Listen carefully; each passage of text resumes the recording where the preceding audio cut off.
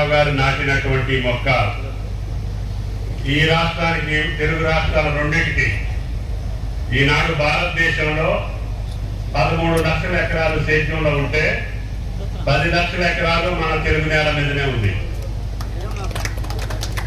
కాబట్టి దయచేసి ఇంకా 10-15 లక్షల ఎకరాలు మన తెలంగాణలో వేసుకునే అవకాశం ఉంది.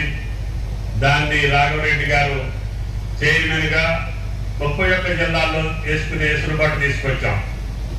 43 సంవత్సరాల క్రితం మన ఖమ్మం జిల్లాకే పర్మిషన్ ఉండేది, ఆంధ్ర ప్రాంతానికి ఉండేది. అటువంటిది పోయిన ప్రభుత్వంలోనే 31 జిల్లాలకు తీసుకొచ్చాం.